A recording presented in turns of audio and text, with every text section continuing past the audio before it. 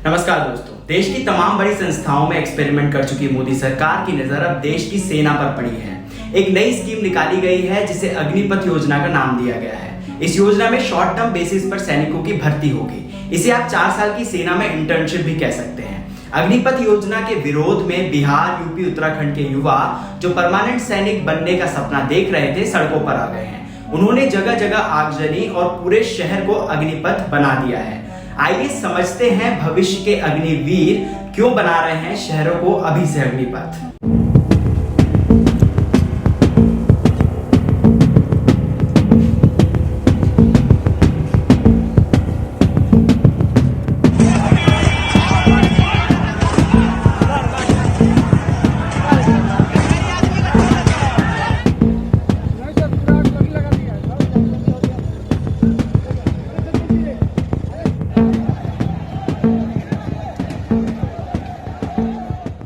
अग्निपथ योजना में देश के 17 से 21 वर्ष के युवाओं को सेना में 4 साल के लिए सेवा देने का मौका प्राप्त होगा।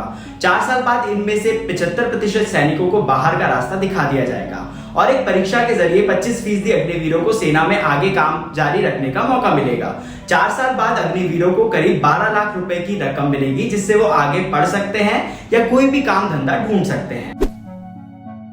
अब जरा इस योजना को लेकर जो तर्क हैं उनको समझते हैं। सरकार का कहना है कि सेना हमेशा यंग बनी रहेगी, क्योंकि हर साल 46,000 नए सैनिक मिलेंगे और 4 साल बाद निकाल दिए जाएंगे। सेना से निकलने के बाद अनुशासित युवा देश को सही दिशा दिखाएंगे। ये एक हाइपोथेटिकल थिंकिंग सरकार की है। जबकि जो सबसे बड़ी वजह इस योजना को लाने की मानी जा रही है वो यह है कि सरकार पेंशन का पैसा बचाना चाहती है।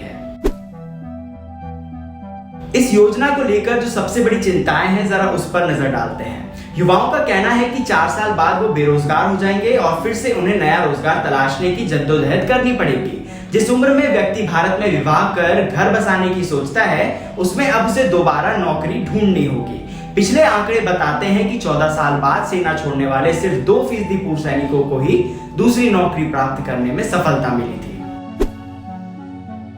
और सबसे महत्वपूर्ण यह है कि सरकार ने अभी तक यह नहीं बताया है कि अग्निवीर मौजूदा सैनिक भर्ती से अलग होंगे या परमानेंट वाले सैनिकों के पद कम करके ही ये नए पद बनाए जा रहे हैं। 4 साल बाद बेरोजगारी की बात सुनकर बीजेपी के मुख्यमंत्रियों ने घोषणा करना शुरू कर दिया है कि वे पुलिस भर्ती में अग्निवीरों को प्राथमिकता देंगे। दरअसल भारत में नौकरी के लिए जीवन भर संघर्ष ना करना पड़े, इसके लिए ही युवा सरकारी नौकरी का रुख करता है। वो सालों पढ़ाई करता है ताकि एक बार पक्की नौकरी लग जाए तो जीवन भर की चिंता खत्म। सेना, रेलवे, बैंकिंग ऐसे ठिकाने माने जाते हैं जिन्हें युवा सुरक्षित और सम्मानजनक मानता है।